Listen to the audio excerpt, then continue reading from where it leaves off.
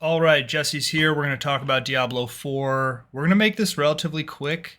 I put together a little pros and cons spreadsheet, but I haven't finished it. There's a lot to say about this game, but I realized I am not going to be a Diablo 4 content creator guy, I don't think. Um, I love the game. I think it's great. I think it's very Diablo. It's very the playstyle, the art, kind of the progression, leveling up your character, getting stronger, look and feel. It's all Diablo. And don't get me wrong, it's a great game. But as someone who loved, Diablo 2, probably my favorite game of all time, and then also really did kind of love Diablo 3, especially the later stages of it. Um, I don't know if I have the mental energy to commit to another game. And I know that sounds ridiculous, but with Path of Exile, and I also occasionally play other random games, been playing some Dota and stuff. Uh, it requires a lot of bandwidth to commit your mental resources to play Diablo 4. And I know that sounds ridiculous, but the truth is that it is an ARPG that emphasizes the grind and the hours played and the hours committed to playing and killing enemies. It reminds me of Destiny 2 in that way. I don't know if any of Destiny is a totally different game. It's a first person shooter, fundamentally different. But something about the progression reminds me of Destiny where you will never get to the peak strength, right? It's always going to be just this slow incline, and the more you play, the stronger you get, slowly, slowly, slowly over time.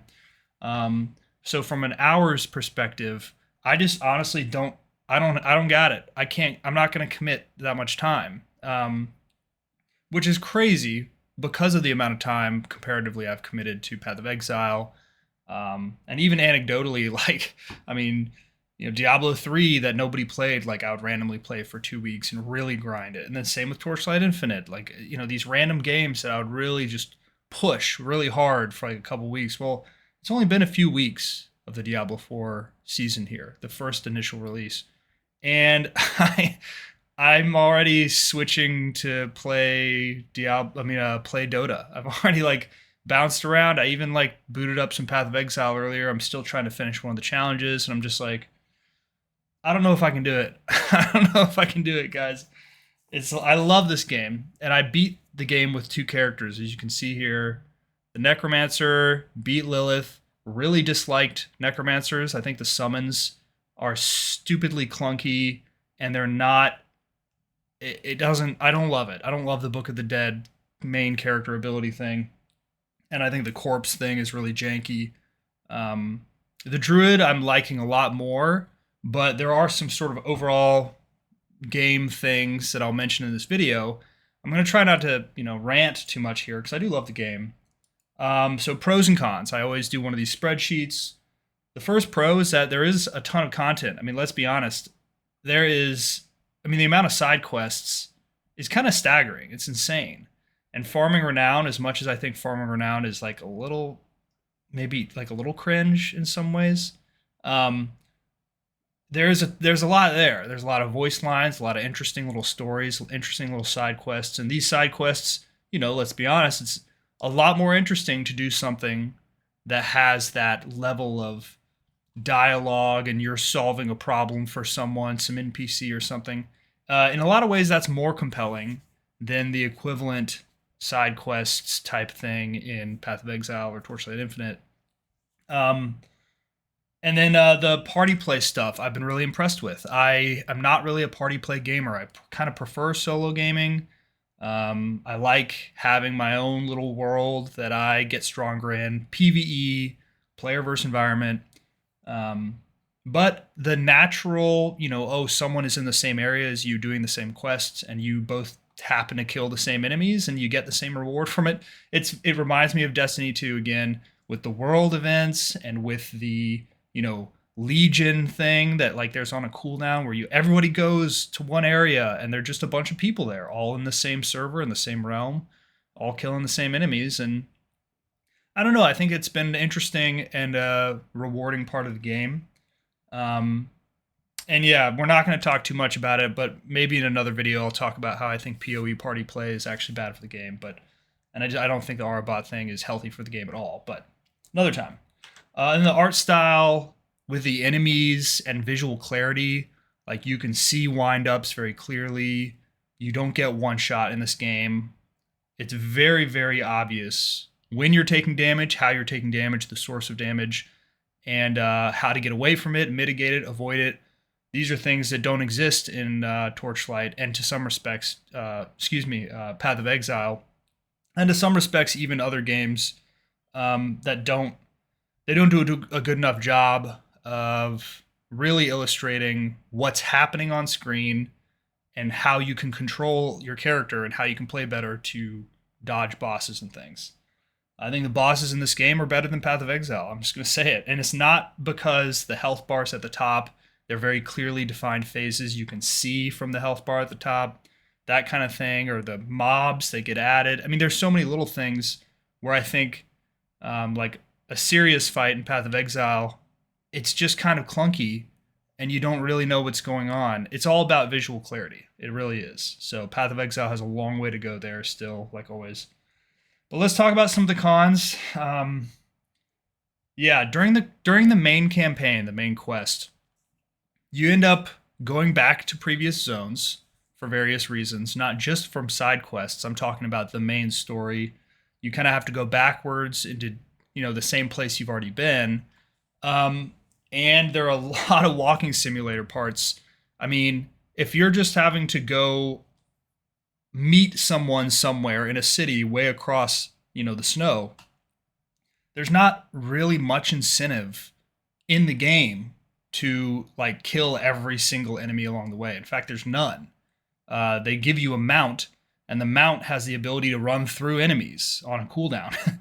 And like it feels, this is as opposed to Path of Exile or something, where when you get through a zone in Path of Exile in the campaign, in the main story, you don't have to go backwards into that zone for any reason. It's not like you have to go back. You don't have to go in there and kill more enemies for any reason. You just get a higher level, and then you're in the next zone that's level 60 zone, and then your next zone that's level 62 zone, and then so on and so on. And then once you're mapping, you open the map, and then you kill that map, and then you go to the next, It's like this game, it's like, because of the level scaling stuff, you're doing the same shit over and over and over. And ironically, you do that in other games like Path of Exile, but it feels like it's very much a conscious decision. It's a choice. Same with Diablo 2. It's a choice. Like, I am going to farm this with intention, with purpose, 100 times over and over and over again.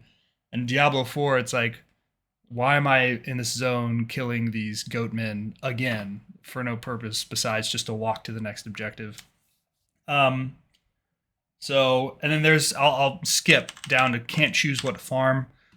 If you're in, the world tier 3 and you've beaten the campaign, there's no, you can't pick. It's not like you can pick, I'm going to farm Metamorph, over and over on atoll maps over and over and over by speccing to this very specific thing. And this is what I want to do. I want to farm this dungeon, whatever, right? That's not the way that Diablo 4 works. It's like Destiny, where when you log in, there is a series of in-game objectives that you are hurting yourself if you don't do what they tell you to do. Oh, go to this zone and farm this specific enemy in this zone in order to achieve like the quest. And it's like a daily quest type of thing that does not exist in Path of Exile. And I don't know if I love it. I also don't know if I hate it. I think I just haven't played enough Diablo 4 endgame. As you can see, I'm only level 53, right? I mean, I beat Lilith at like level 45 or even before that. And I did the, unlocked world tier 3 at like level 47 or 8. So I was a little bit, under leveled to do some of this stuff, but even now that I've been doing this for a few levels and I've farmed some of the Tree of Whisper stuff and farmed a few of the Nightmare dungeons, I'm struggling to find like the same motivation.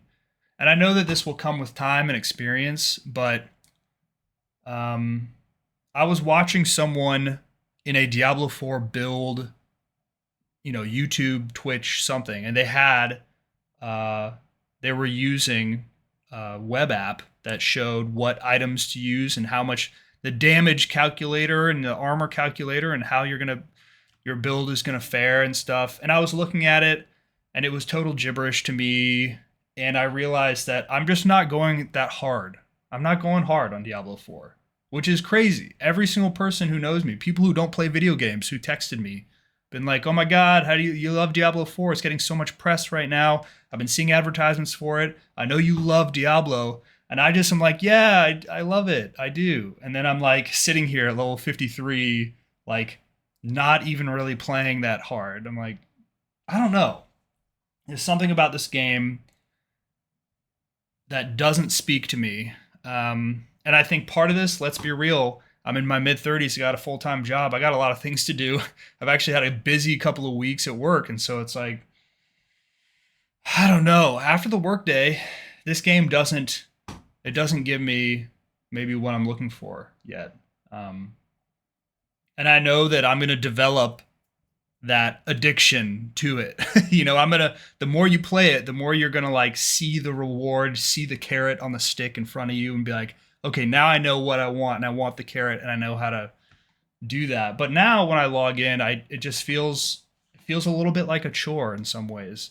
And so, yeah, the spaced out vendor thing, very last thing, there are more pros and cons in this, but I actually got too tired to dive in further into this game. I'm just too mentally checked out. My brain doesn't have enough RAM.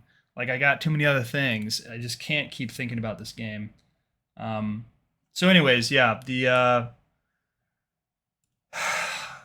Path of Exile, you have a hideout where your stash is right next to a vendor, and all the vendors are right there. You literally move them all right next to you. This game, unlike Diablo 3, by the way, Diablo 3, the vendors were really close to each other. They're all right next to each other, right by the waypoint. In this game, when you get on a waypoint, you have to like walk for like 4 or 5 seconds. You have to get on your fucking horse and ride all the way to the purveyor of curiosities. I'm like, come on, man. Don't make us do this. It's just adding friction. Torchlight literally puts it in the fucking menu. You can destroy your items. You can break them down in the inventory. You don't even have to leave the screen. Whatever. So yeah, I think the game is good. I think it's going to get better. I think they're going to keep improving it. And I still am going to play it. I'm going to keep playing it. But I can't in good conscience give this the same level of S tier amazing game that I give Path of Exile or Diablo 2. So I think it's an A tier game for me. Maybe even an A plus, depending on if they change some things and they add some interesting content options. So yeah, that's my review. Hope you all appreciate it. Take care. Goodbye.